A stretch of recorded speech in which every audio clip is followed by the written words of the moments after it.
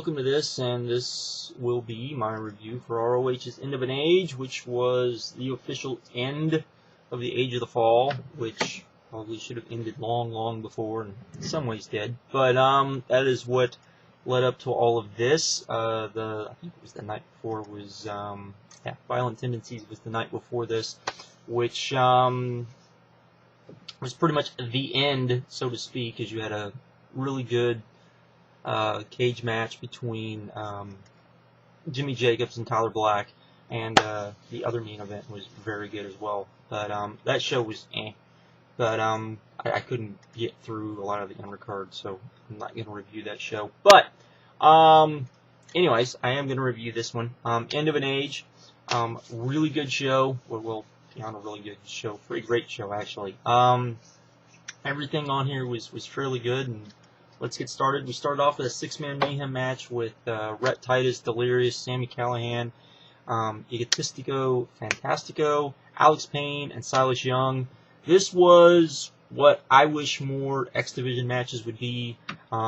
We don't see enough of it. We started out very slow, and then once it got going, we got to what a lot of X Division matches are from start to finish, which is move, move, move, move, move. This was a little better than that. I gave it 3 stars. Everybody pretty much hit lots of stuff. By the end, it started out kind of slow, kind of built, was kind of nice. So there we go there. Then we had Erick Stevens versus Rasche Brown. Your typical, even though Erick Stevens isn't technically a big man, but he's considered a powerful wrestler. So your 2 power wrestlers kind of going at it. This was pretty good. Not too, I shouldn't say pretty. It was okay. Kind of went a little longer than it needed to be, but it was much better than I probably thought it was going to be. And some people probably enjoy this, but definitely this needed to be a little bit shorter, I thought.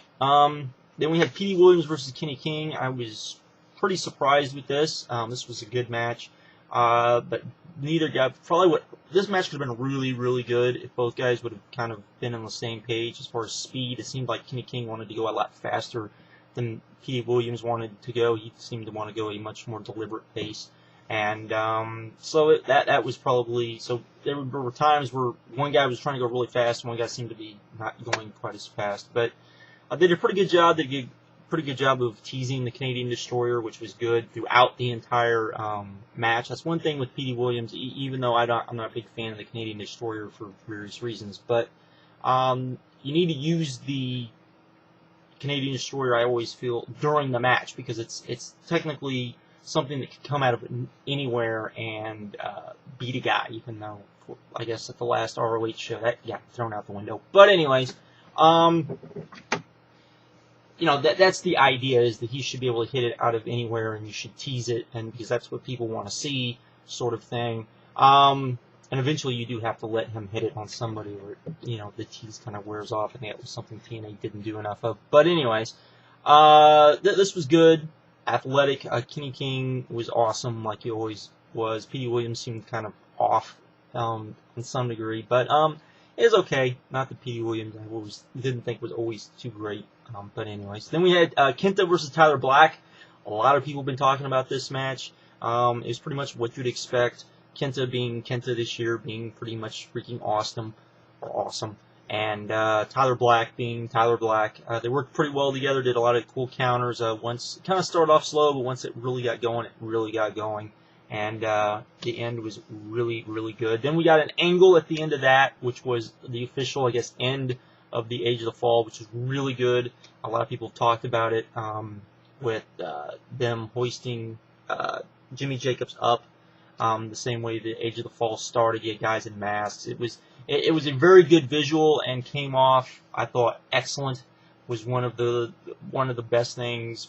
It was as good as when the Age of the Fall started, which is probably saying a lot. So that's probably the best I could say about that. Then we had Claudio and Joey Ryan taking on Colt, Cabana and Brent Albright in a Chicago street fight. This match was just darn right fun. I've never hidden the fact that I'm somewhat of a Brent Albright fan. I like his style. I don't know why he's not over in Japan, where I think he would be a pretty big deal. I really see him as a kind of a better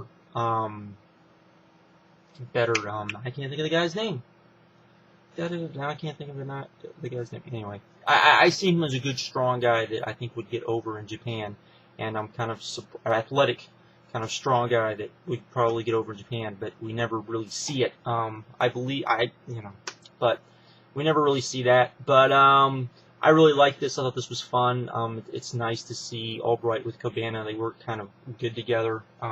As Albright just kind of goes with Cabana, so it's pretty good.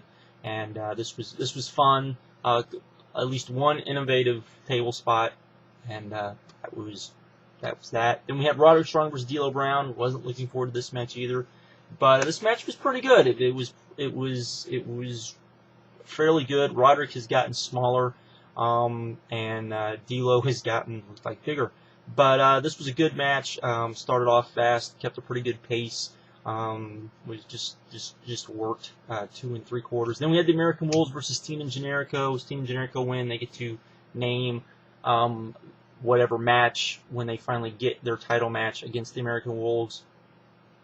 This was a great match. Really went out. Kind of started off kind of just kind of there, and then really picked up at the end.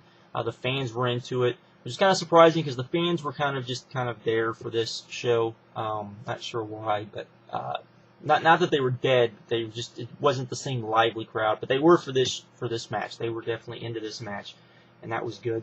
We had Austin Aries versus Nigel McGuinness, and this was really good, especially considering Nigel was still hurt, and Austin Aries cut a pretty good promo beforehand. Really nice match. Just went out there.